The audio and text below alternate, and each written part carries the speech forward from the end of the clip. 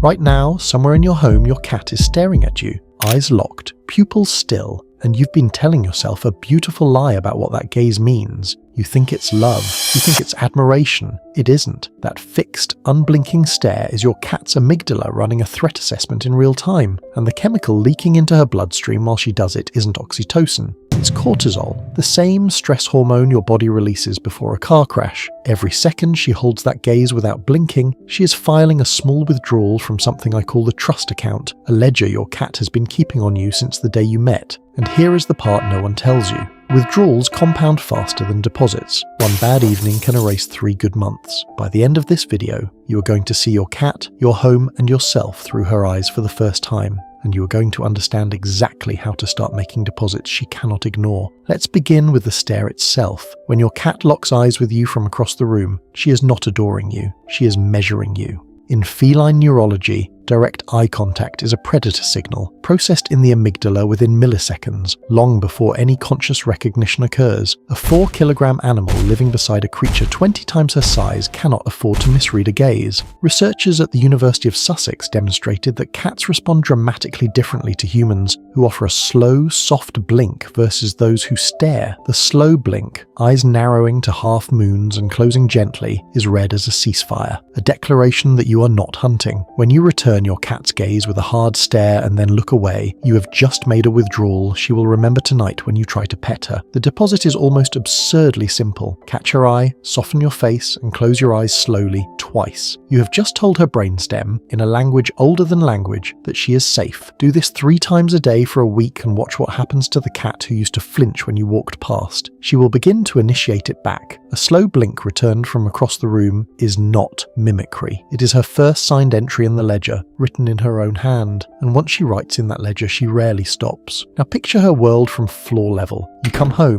the door slams, your keys hit the counter, your voice, pitched low from a long day, booms through a space her ears map in 3 dimensions. To her inner ear, calibrated for the rustle of a mouse in dry grass, your arrival is a small earthquake. The floor trembles under footsteps that weigh 40 times what she weighs. A giant hand, the size of her entire torso, descends from above without warning to scoop her up because you missed her. This is not affection being received. This is a predator event being survived. The applied animal behavior science literature on feline handling shows that unpredictable vertical lifting spikes heart rate and cortisol for up to 20 minutes afterward, even in cats who appear to tolerate it. Every ambush cuddle is a withdrawal. The deposit here is restraint. When you walk in, lower your body, sit on the floor, let her approach the mountain instead of the mountain falling on her. The first time she chooses to climb into your lap on her own terms, you have not received affection. You have received a signed contract. A contract she drafted on her timeline with her signature, and those are the only contracts her nervous system recognizes as real. Everything else, no matter how warm, is coercion her body will remember longer than you will. If what you just learned rearranged something in how you see her, consider subscribing. Not for me, for her, because the next 3 minutes are going to rearrange more. The third withdrawal happens in a place you never suspected, your voice.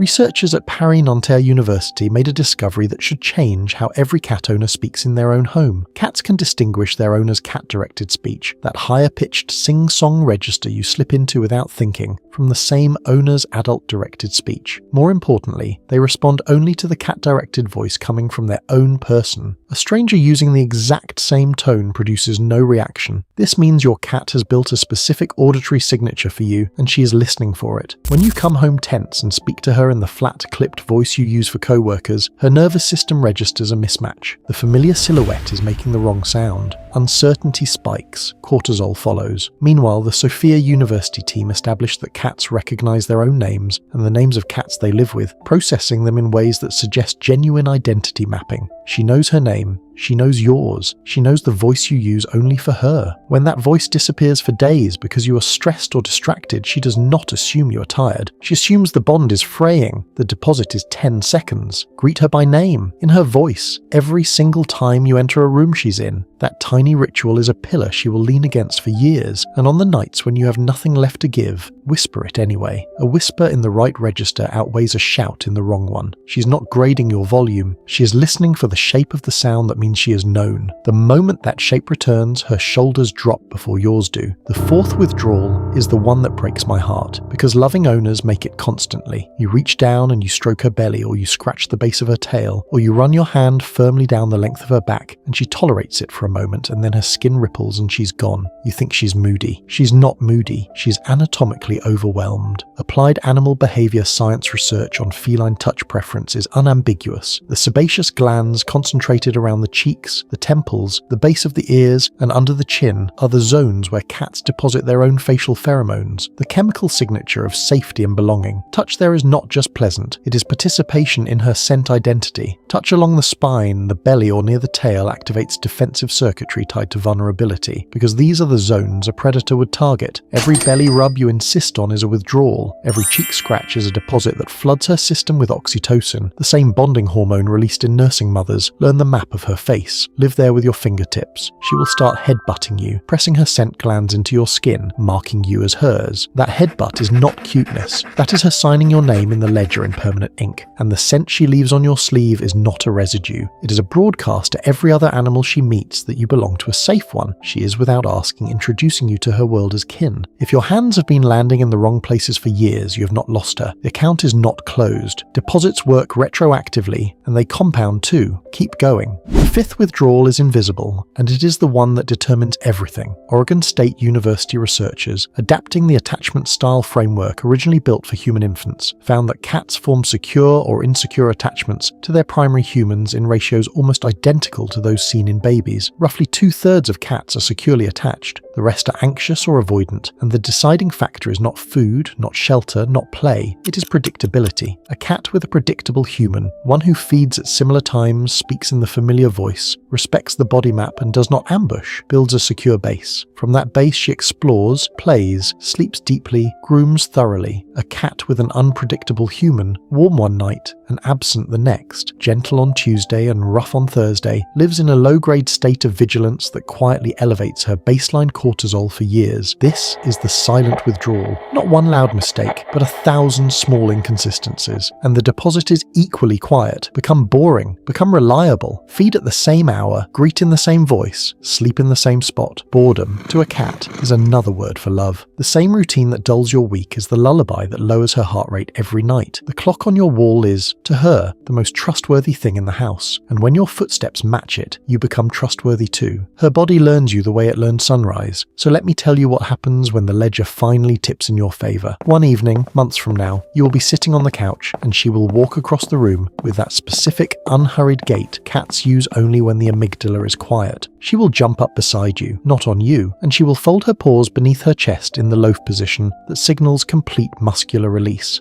She will look at you, and then, slowly, deliberately, she will close her eyes, not because she's tired, because in a room with you in it, she has decided she no longer needs to watch the exits. Her brainstem has stopped scanning. Her cortisol has dropped to a baseline she may not have felt since she was a kitten pressed against her mother. You, the 20 times larger creature with the thundering feet and the unpredictable hands, have become something her nervous system could not have imagined the day you brought her home. You have become the place where the threat ends. Not her owner, not her human, her home. That is what a fully funded trust account looks like, and every slow blink, every whispered name, every cheek scratch from this moment forward is a deposit in an account that will pay her and you for the rest of her life. She's watching you right now. Blink slowly. Begin.